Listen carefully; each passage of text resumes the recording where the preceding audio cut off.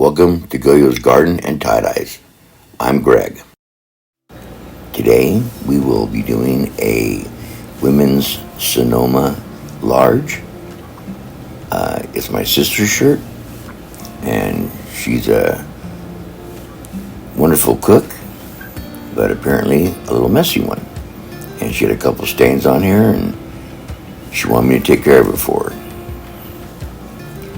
And it took me forever to figure out that the back was longer than the front. And nothing lines up. It's I don't know what kind of shirt it is. The first one of its kind for me.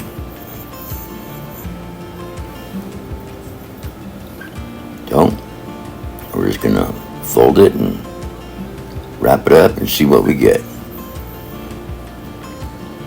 So this is one of my last videos with my closet dowel, or closet pole, whatever you want to call it, sinew puller, because I'll be using my brand spanking new one from Boredom with Jen. And I'll have a link in the description box for that, along with a few other things that I use. Not much, but a few.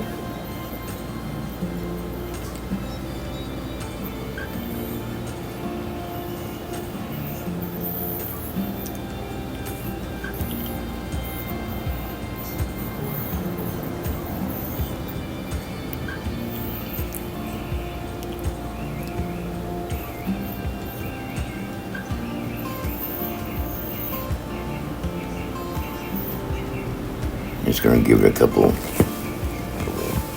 uneven wraps.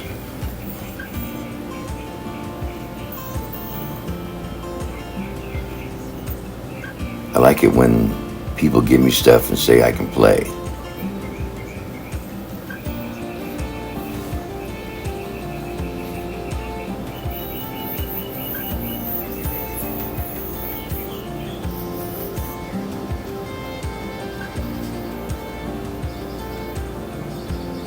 Yeah, I cut it a little bit too short. I like to put a knot in the end of the sinew, so when you're taking it off, you know exactly where that end is.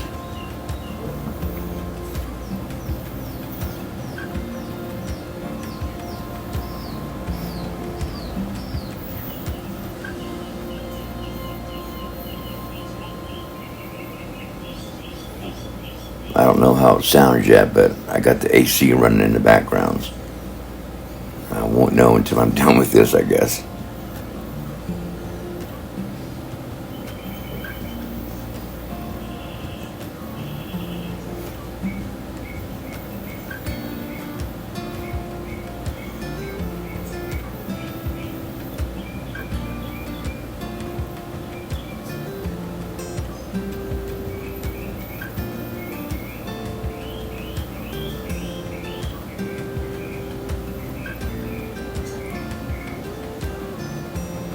Yeah, and the shirt was a little thicker than the usual Gildan too.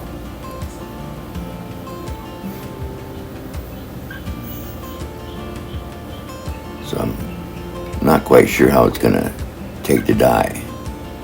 I'll be doing hot water irrigation.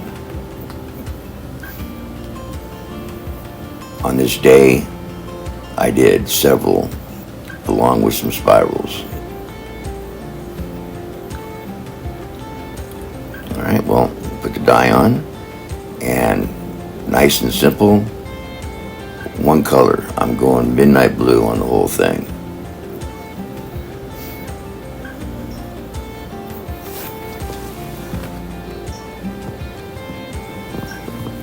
It makes it really easy to remember. Because when I'm making these, I usually call out the colors as I'm going along, so when I play it back, I can write them down. If I try to write them down as I'm doing it, the editing gets all screwed up. So just do some light spray first, then work it all down in.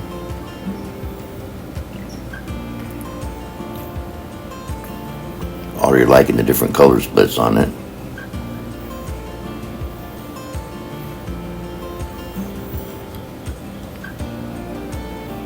And it looks like I'm using an awful lot of the dye, but actually this is very minimal compared to what you'd use for liquid.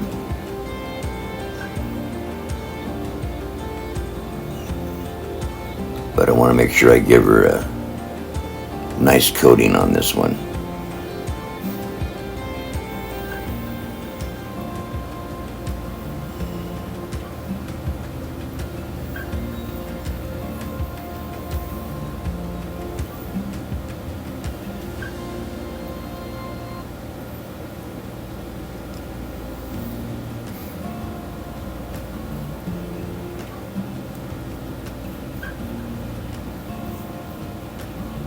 Yeah, those little dye bottles. I was doing 2 teaspoons of dye per quarter cup of soda ash, but now I'm adding 3.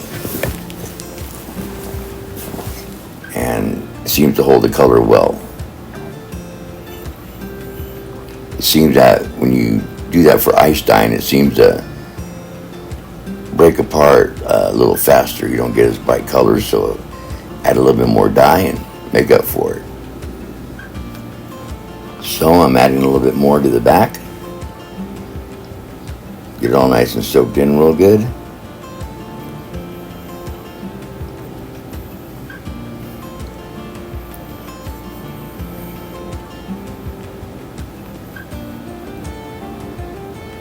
Yeah, it's funny how you couldn't even barely see what I did to the shirt when it was just sitting there all nice and white. And until you start adding color, that sun glare I got going in that corner is just ridiculous.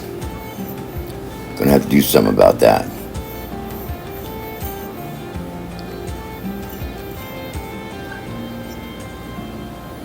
And I am upwind from the dye also when I'm applying it.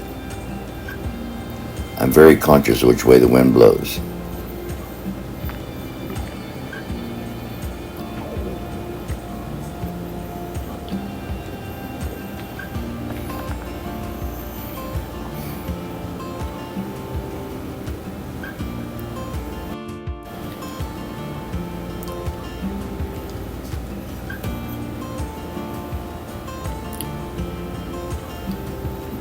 Alright, we just about got this one wrapped up.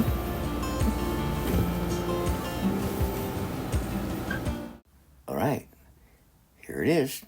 I'm really liking this one. It turned out pretty good, I think.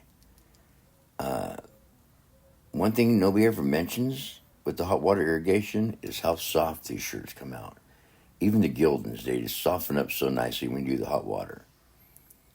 And this is the recipient, my youngest sister. She likes it, and that's all that matters. All right, well, thank you so much for watching. I really appreciate it. If you liked it, please hit the like button. If you haven't subscribed, please subscribe. And maybe share it. Once again, thank you so much, and I'll see you next time.